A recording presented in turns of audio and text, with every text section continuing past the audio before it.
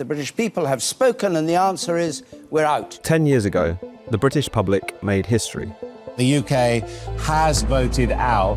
They voted to leave the European Union. I think we should make all our own decisions. They voted for control over their borders and laws. The EU now takes control of 60% of the legislation coming through that place. And they sent the elites into absolute meltdown. There's no provision in the German constitution for referenda. We should have taken that advice ourselves. I don't think it's wrong to see Brexit in the tradition of the reclamation of sovereignty by the people from an elite that wanted to hoard power. This was a vote which they really thought they could manipulate. They had no idea they were going to lose. I'm not coming here to fix any votes. I'm offering my opinion. This is the story of a very British revolution. It was a seismic schism between what Westminster thought and actually what working Britain thought.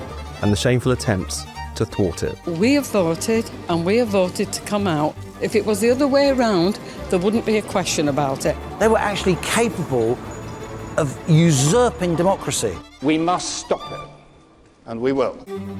It was empowering. Brexit empowered them. We should talk about the question of immigration.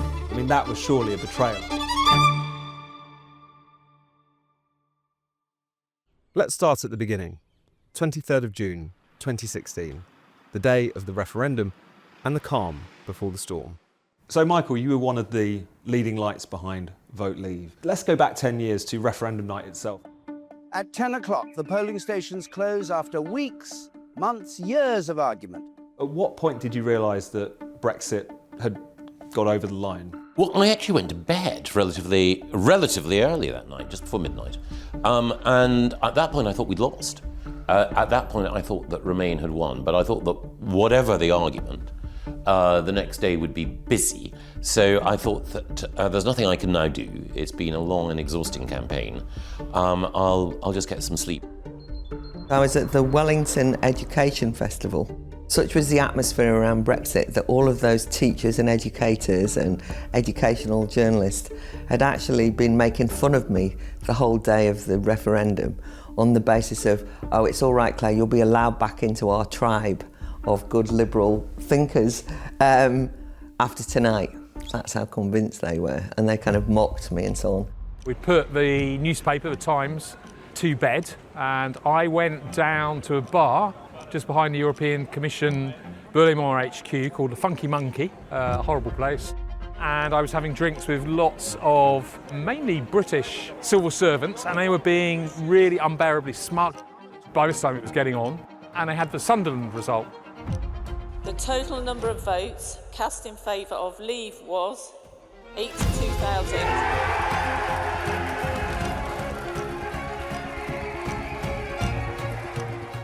When the Sunderland result came through, that was a key moment, and then through the rest of that night, it became ever more certain. And I think by about 4 o'clock, I thought, yeah, this is definitely in the bag. And it was an incredible feeling. Fantastic. Couldn't believe it, because I thought, in fact, radio came on to give results, and I was just about to turn it off, and it said, we're leaving. Oh, turn it back on. I stayed up through the night listening to it and watching it. Yeah. I was with Ian Dale in the LBC studio, and when it was absolutely irrevocably true was when Birmingham's voted for Brexit, because then all the arguments about, oh, you've got to be racist and, you know, only white colony fluffers and John Bull Englishmen want Brexit. It was already a predominantly non-white city, and Birmingham had voted for Brexit, our second biggest city. Voters are backing Brexit. I was woken about 4 o'clock by a telephone call from my former special advisor, Henry Cook, who told me that we'd won. And I said, well, I suppose I better get in. And then I headed off to the office of Vote Leave, where the tired but jubilant team, like me, taking the fact that history had been made. What are we doing? Taking back control! The Leave campaign was portrayed by its critics as pitting idiotic voters against the supposed wisdom of experts and technocrats. But the truth was really rather different.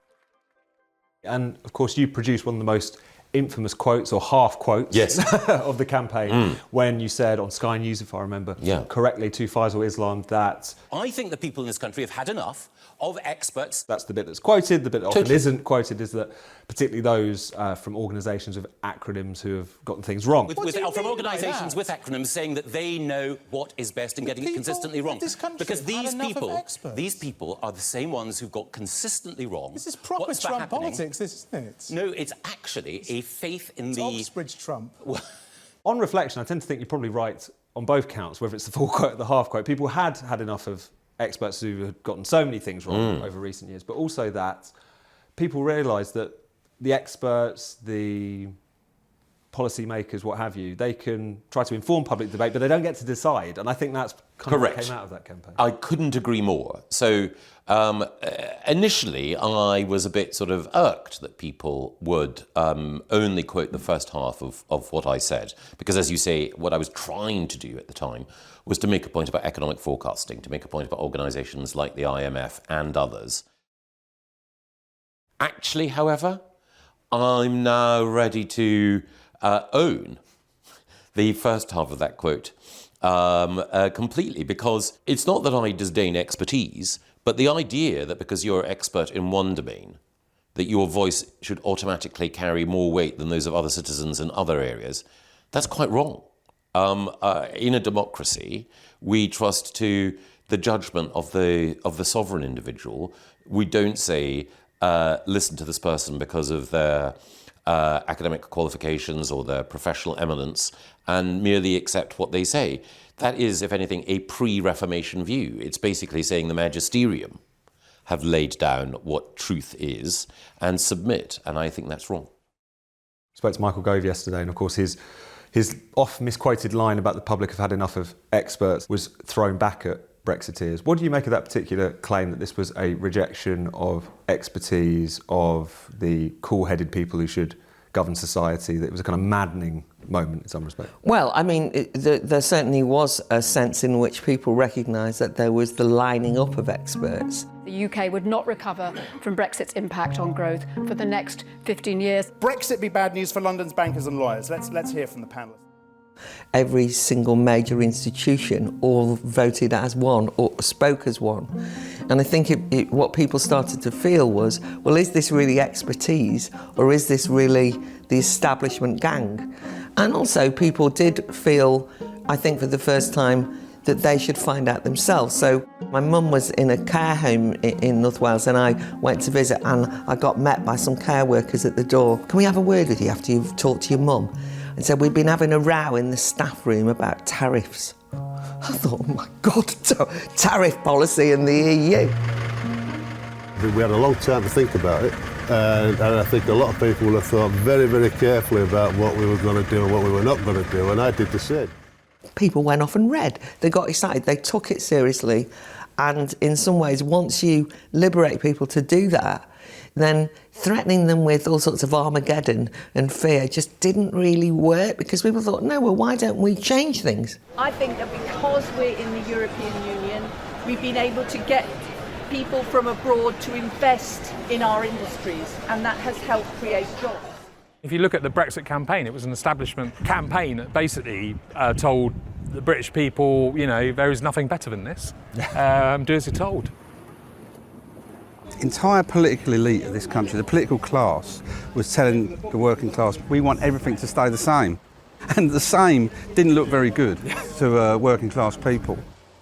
I'll never forget that 320-odd page Treasury document, utterly disgraceful piece of writing by George Osborne, and I hope he's proud of himself, saying there would be, quotes, an immediate and profound economic shock just from voting for Brexit. Actually, growth accelerated in the year after the immediate Brexit vote in June 2016. That's what it was, scaremongering. I love this country, and I'm sick to death of all the rules and regulations that's coming from Europe. It's just dragging the country down. The more everyone pumped up the fear factor, the more a lot of ordinary British people said, well, one, we don't believe you, but also if that is the case, we'll take it on the chin, because this is actually about something bigger. This is about who governs Britain. This is about, does our democracy work? Why bother turning up to vote at all if you're going to be governed by people that don't represent you? You can't vote them out of office. Why would you want to do that? What is wrong with these young people? That they think that's A-OK? I don't get it. I don't think people voted because they was going to get an extra £10 in their pocket. It was an ideological question. It's a question of who rules us. And in the end, is what Tony Benn says, how do we get rid of those who rule us? What power have you got? Where did you get it from? In whose interest you exercise it? To whom you're accountable, and how can we get rid of you? And if you can't get rid of the people who govern you, you don't live in a democratic system. Of course, if you're in the European Union, you can never get rid of who rules you, because you're ruled by the Commission, the European Central Bank. Whatever government is in power, our agricultural policy is now controlled from Brussels. Our trade policy is controlled from Brussels. Our industrial policy is controlled from Brussels. Democracy can only exist in an organised nation state where people understand each other and political ideas can compete. One of the things that I increasingly felt when I was in office as a minister is that there are hundreds of decisions that government ministers take almost weekly where they're not really the decision makers, they're rubber stamping decisions that have been made elsewhere. Time after time after time, I said, I don't agree with this, I think this is a mistake. And I was told, it doesn't matter. It's EU law. This is a directive that becomes the law of the land, even if you object, even if Parliament doesn't have a vote, which it didn't. And I thought that's fundamentally wrong, that we offer ourselves up for election on the basis that we're accountable for those decisions. And in fact, we've subcontracted those decisions to a body in which there may be a UK minister sitting, but we can be outvoted. The decisions come from a commission that we played no part in electing. And the president of that commission, the president of the European Council, the president of the European Central Bank, they're not people who are subject to any democratic accountability. That's fundamentally wrong. We have taken note of the will of the British citizens who wish to leave the European Union. After the vote came the hysteria. What happened in the immediate aftermath of the vote was a big press conference the following morning. British officials, British journalists in tears because this vote had gone against them. These people were always used to winning and now they were losers and they really, really didn't like it. Just like my 24 and 25-year-old daughters shed tears because we made a terrible mistake. Yesterday's result in Scotland... Next morning I was chairing a panel at Wellington Education Festival and a perfectly mild-mannered, really nice, smart teacher from this very posh school, Wellington School, was on the panel. And he broke down and got hysterical and said, the idea that knuckle-dragging Neanderthals have dragged us down, they're going to destroy education and no teacher in this country. Right. So I said, calm down, we're talking about curriculum development. And not all of us, and not all of us are as hysterical. I feel like I have nothing in common with the majority of Britain. The day after Brexit, of course, Glastonbury was on. Some of my friends were down there on stalls, one thing and another, doing it. People crying, there was like a mass hysteria, and Damien Albarn gets up on stage and says, democracy has failed us. John Humphreys, I think, when he retired, he said that in the BBC people were crying in the corridors. And that's how visceral it was for the elites. When somebody suggested a particular politician who was known for his anti-European, his sceptical views, people would tend to say, a bit bonkers, isn't he? Well, maybe not. And maybe he wouldn't then be interviewed. It was a huge vote. It was a real exercise in democracy. It was one of the first times, in fact, since joining the European Economic Community in 1975, where there had been a national vote in Britain where everyone's vote was equal, because first-past-the-post system tends to distort votes in sort of safe seats. And they realised they were going to have to leave the European Union. That's when the anger really kicked in. Come on!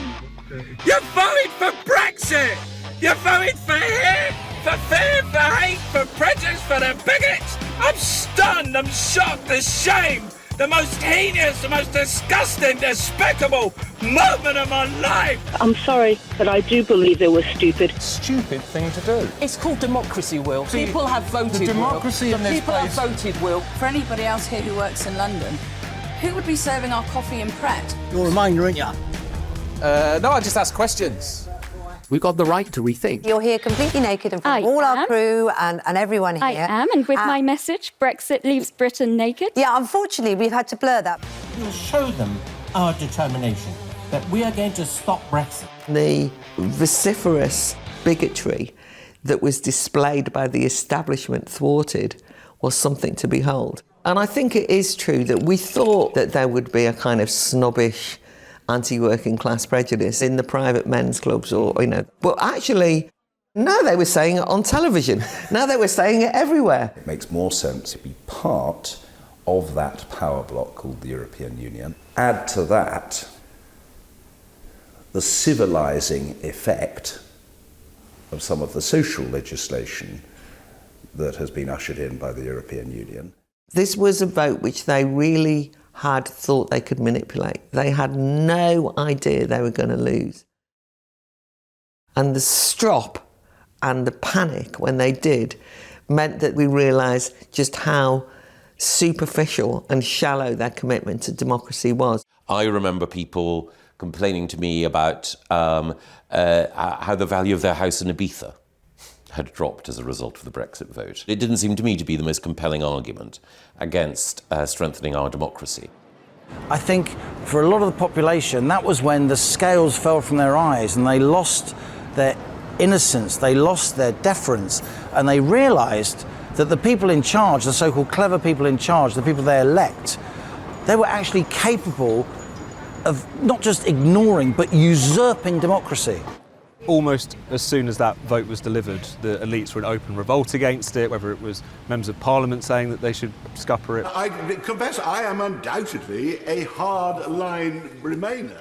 Whether it was things getting pushed through the courts in order to bring it to a halt. Gina Miller, she sued.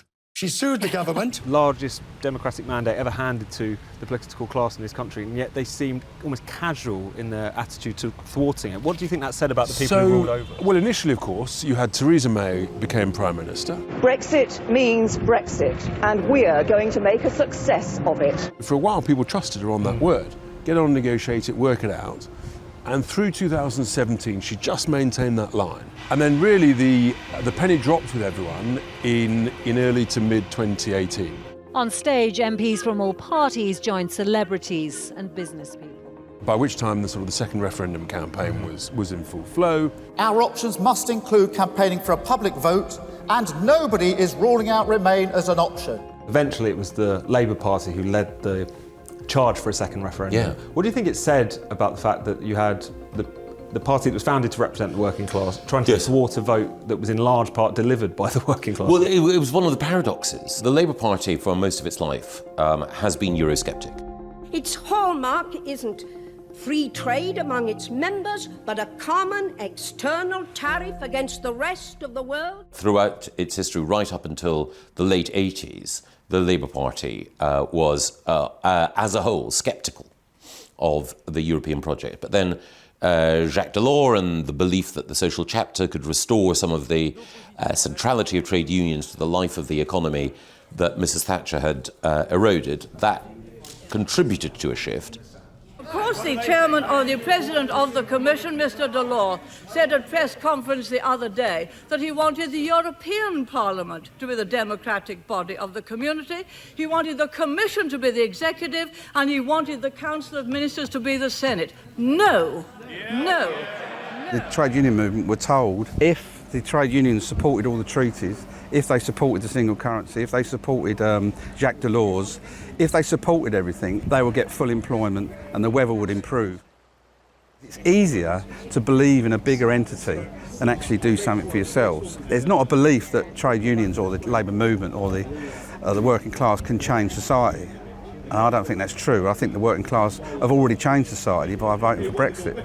And they were the only force that can do it because they're the most people. So that's why democracy is important. I think the labour movement is going to have to relearn those lessons that go back to the Chartists and the suffragettes, even to the English Civil War, about who rules us. And that's what the left should be dealing with. But they continually look for this quick answer of globalisation will sort it out because socialism has failed or because capital can run free, then people should run free, then we should have open borders, and then we're arguing exactly the same as the corporate vision of the future. I do remember when I was part of the team that was asked by Theresa to try to persuade Labour to support Brexit, to support any Brexit deal, making the point to Keir Starmer and to Seamus Milne, who was then Jeremy Corbyn's sort of principal aide, that when they were talking about how important it was that Britain stay in the single market, I said, the whole point of the Labour Party is to exercise democratic control over capital. Staying in the single market gives that up. I got a wry smile from Seamus Milne, but Keir Starmer just seemed bewildered. The idea that you should look critically at the European Union and ask the question, is it really working for working people, seemed to him to be not just a taboo, but an unthinkable proposition. You suddenly realise the Labour Party genuinely don't understand people who labour in this country, i.e. the working classes, their own core base. They didn't know them well enough. It was the start of the revelation of the contempt with which the Labour Party felt for their traditional base, and that they'd built around themselves a rainbow alliance of identitarian supporters and students, and they had more in common with their cohort in Brussels than they did with the local people that they were supposed to represent. And the Labour Party were particularly willful in their viciousness of calling the working class racist. Theresa May's failure to deliver a proper, full-fat Brexit deal enraged Leavers and made elite Remainers even more determined to overturn the referendum. The whole sort of Chequers summit, when David Davis and Boris resigned, that was the defining moment. This is the moment to chuck Chequers. Chequers is Brexit in name only. It simply isn't good enough. Nigel rang me up and said, Richard, we've got to dramatically scale up Leave Means Leave and turning it into a major campaigning political movement. And that's what we did in August 2018. Remember it culminating in a huge rally just down the road in Parliament Square. If the establishment overturns Brexit, they will be making a mockery of the right to vote. They will be making a mockery of the people who fought and died for our democratic rights. I mean, that was a really significant moment, Yeah, I think, it was. showing how people have forgotten about Brexit. That was at the end of March 2019, which was the day we should have left originally. We think there must have been anything between 50 and 80,000 people. Without your vote, what is democracy? They don't care what we think, they don't care what we want. They don't like what the people voted for, and they're just going to keep banging on, pretty much like you're doing now. Order! Brexit wasn't happening, looks like it wasn't going to happen, and by which time we had put plans in place to create a separate political party to be ready for the May European elections. And so tell us a little bit more about the Brexit Party, which was this start-up party, the precursor to reform, which stood in those European elections. Nigel said we need a new political party. You are here today at the birth, at the launch of a new force in British politics. Welcome to the Brexit Party. Secured the Brexit Party name, which is obviously does what it says on the tin. When the Brexit Party asked me, I said no a couple of times, right? I didn't want to do it. The reason I stood was because I thought there's going to be a civil war in this country. If they don't deliver on Brexit, people are going to explode. It was one of the most remarkable elections this country's ever seen. Nigel Farage's new Brexit Party topped the poll with nearly 32%. We became the biggest political party in the whole of the European Union. We had 29 MEPs, I think it was. We were the biggest party of any party, and we were only 7 or 8 weeks old. This Parliament is no more than a faux democratic charade. You can heckle as much as you want, but I'm finishing. The Brexit Party, which had existed for 5 seconds, swept the board, humiliated the Tories and the Labour Party. So that was their second referendum. And then we had a third one with Boris Johnson, a kind of one that would then change everything. Our MPs are just refusing, time and again, to deliver Brexit. Let's track forward a little bit to the 2019 election. Boris Johnson has returned to lead the Conservatives. The Brexit Party stand down in various constituencies to give them a clearer run to make sure that Jeremy Corbyn and the Labour Party and the second referendum camp didn't get into power. Tell me about that decision. You know, ultimately there was a decision to be made. Do we stand anywhere? Do we stand everywhere? Or do we maximise the chances by not standing against the Conservatives? And ultimately, you know, that was the call that Nigel had to take. So everyone in this room voted Labour last time. Who's thinking about voting for Labour again? Put your hands up. For the first time, people broke with Labour and voted for the Conservatives in order to get Brexit done. Now, Labour voters had voted to leave, but that wasn't breaking with your own party, right? But to actually vote for the Conservative Party, if you're from Wales or if you're from the North East or if you're from Wakefield, you know, after the miners' strike, this is a big deal, right? But significant numbers of them did because Brexit mattered more than tribal party loyalty. The Conservatives on 368 seats and Labour way down on 191. So, of course, in 2019, the Conservatives are re-elected under Boris Johnson on this ticket of get Brexit done. What was the mood like amongst the Eurocrats in those years as it was being negotiated? The initial mood was one of catastrophe because, as the European Union says in its treaty, it's ever closer union. To lose a country as important as Britain in terms of the history of Europe was incredibly significant. They haven't got over it. They really haven't got over it. Since, but in the end, Boris Johnson did insist that Brexit was Brexit, and the Trade and Cooperation Agreement, which is a free trade deal that he negotiated, really is Brexit. We will have to reflect on how to make exports to vaccine-producing countries dependent on their level of openness. Just after Britain had formally left in January 2021, we saw the EU very nearly launch a vaccine trade war against Britain because Britain was doing much, much better in terms of rolling out the vaccines because it could be a little more nimble and fleet of foot because it had left the EU. There are a number of things that we've done as a result of leaving, which have definitely been economic boons. We are now well ahead of Europe when it comes to developing gene editing options for plants and livestock that will mean that we're not just innovating scientifically, we're capable of having crops with higher yields, protein that's produced more cheaply and healthily and environmentally sensitively than ever before, and the EU are not.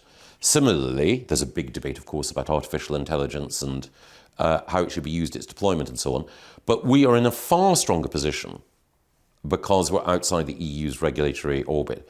And there are other areas I could talk about as well, the Common Agricultural Policy, the Common Fisheries Policy, financial regulation, where there are real gains, economic gains from being outside. And we should talk about the question of immigration, because Yes. I think it's fair to say that when it comes to the immigration question, voters have a right to be pretty angry with what the Tories did after re-election 2019, a government in which you served. Of course, Brexit was fought on the terrain of democracy, but also on the question of borders bringing immigration down, and yet net migration soared to unprecedented levels. I mean, that was surely a betrayal of what people voted. Yes, it was definitely an area of failure. It was a failure to ensure that the new points-based system that we had was operating tightly enough. The threshold by which people could come here and bring family members here to work in areas like health and social care was too low. It was the flawed implementation of a policy that a sovereign nation could have. But it's now the case that a UK government can decide whatever migration policy it wants. We can so tighten things in this country, if the public think that it's right, to see the outflows exceed the inflows. And that would not be possible if we were in the European Union. The Tories, through 2020, 21, 22, just opened the doors to everybody. No controls whatsoever, and that became what we've now termed the Boris wave of mass, low-skilled or no-skilled immigration, which has been a complete catastrophe. It's a pretty clear sense that on a lot of key issues they essentially betrayed the mandate that had been given to They them. Would you completely agree betrayed with the that? mandate because most of them never really believed on it. They took the demand for control of borders and abused it. The fact that they just sort of said, oh great, we can now open the borders to another whole group of people without, don't let's tell him off because you know what they're like. The establishment said, right, if we can't have free movement, we'll open the borders somewhere else and get labour that way. Boris Johnson said every empire needs its slaves, and that's what he's done. They've opened the borders and no one's happy about it, you know, apart from the political class, I suppose. Brexit has been written up in the mainstream press as sort of an unmitigated disaster, that economically it's to blame for all of our woes and so on and so forth. What do you make of those claims? Can the people who make those claims just explain why Germany has been in recession for the last couple of years? Germany is the key member of the European Union. Why is France in a terrible economic pickle? The simple answer is that a high regulatory, high tax, deeply socialist model, which the EU's model is, leads to low or no growth. Goods exports to the European Union have gone down a bit because of more red tape, but our exports overall have grown considerably to the rest of the world, our service exports. So actually, you know, our trade balances as a whole have improved since we left the European Union. When we joined what became the European Union, or the 9 countries that we joined, they accounted for over 35% of global GDP. Now the 27 countries that remain in the massively expanded European Union, they're about 17 or 18% of global GDP, and they're going to be 10% of global GDP by 2050. This is the slowest growing continent in the world, with the exception of Antarctica, and yet we're signing trade deals with CPTPP, we're signing trading deals with India, we're signing trade deals that the EU hasn't been able to sign in 50 years of trying. At any time in history, if it was the time to have global horizons, this is it. And one thing that's been striking about the past few months is that the Labour Party, having been in power since summer of 2024, began by trying to salami slice Brexit to bring us closer to the EU. Now there's open discussion about rejoining among their ranks. Britain's future lies with Europe, and one day, back in the European Union. What do you make of that development? They know that they're trying to hold together a coalition, and they desperately need to scratch that middle class neurosis that we voted for Remain, and we told everybody to vote Remain, and all the plebs got their own way. And oh my God, isn't it awful when we go to Tuscany and everybody hates us because we've left the European Union. You've got Andy Burnham flip-flopping around as he realises that in Makerfield, for example, people don't want to get closer to the EU. They certainly don't want to rejoin it. So he's had to row back from what he said just a few months ago. Are you in favour of rejoining the European Union? I've said in the long term there is a case for that, but I'm not advocating that in this by-election. As if giving Brussels 15 billion quid a year is going to help our economy. It's going to make a few people in extremely expensive kitchens in posh London postcodes punch the air with joy for one afternoon, and then they'll start moaning about something else, because that's the kind of people they are. Do you think that certain Remainers, we don't want to name names, aren't even necessarily paying attention to what's going on in Europe, because it's presented as a haven of political stability and an economic land of milk and honey, which I think it's fair to say it's neither. What is striking is that Brexiteers have often been called insular. But in fact, most seem to be far more attention to what is actually happening in Europe than some of the Remainers who idealise what's happening in the EU. If you look at France, country I love, the two most popular political leaders at the moment are Mélenchon, to the left of Corbyn, and either Le Pen or Bardella of the RN, the old Front National, who are, well to the right of Nigel Farage. The AfD is on course to win an election in East Germany, which will mean that, for the first time since the Federal Republic was formed, you've got a party to the right of the Conservatives, well to the right of the Conservatives, running things. Do you think that the EU is becoming more authoritarian as these challenges arise? Yeah, I think it is. We are seeing some quite ominous discussions in Germany about banning the AfD, the Alternative for Germany. The whole discussion about managing disinformation in election campaigns, i.e. censoring the internet. Our democratic life in Europe is our pride and responsibility. We propose Defence of Democracy package. There's the prior attempt to delegitimise the vote by saying that voters are essentially sort of algorithms, you know, they're driven by bots, driven by Facebook, TikTok, you name it. It's always a rather defensive, and the game really isn't over yet. People often say that Brexit is no longer an issue, but surely the fact that Nigel Farage is leading a party that is leading in the polls shows that that story isn't over yet. Reform, if they represent anything, it's the spirit of Brexit, which is for autonomy, not being condescended to, having some democratic say, having control of our borders and our laws and accountable politicians. While I'm not a reform supporter myself, I think that we should treat with respect the people who have decided that they want to support that party and seek to understand it. And what we've seen are the growth of parties that have basically said there needs to be a fundamental change, a fundamental alteration in how our political system works. A lot of the support that you're picking up is from former Labour working class voters. What was it about Brexit that you think really pried Labour apart from those people who the party was set up to represent? The arrogance of the London Labour Party and the London Labour politicians who said to their core voters around the industrial heartlands, there, dear chap, we hear you, we hear your concerns, but we're going to ignore you.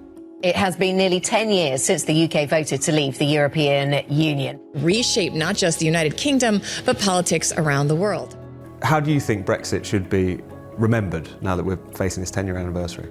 There are lots of reasons to support Brexit, but I think that there is an undeniable continuity in its potency as an historic marker in affirming basic democratic values and the basic view that power should be exercised by people who can be held accountable by the public and thrown out if they get things wrong. The total number of votes cast in favour of leave was 17,410,742. Definitely wanted change. They'd had enough of it. They'd just had enough of it. And I think maybe it's to do with the British tradition of the way we are, country as an island nation or something like that. We don't want to be ruled from people we've never heard of. They wanted a Britain, and they still do, that's run by people that they elect. It was never really a racial thing. It was a self-determination thing, and it was an accountability thing. I think it was a democratic revolution that liberated people and gave people the confidence to recognise that they could shape history. And also, we keep writing that history. It's not over yet. Perfect place to end it.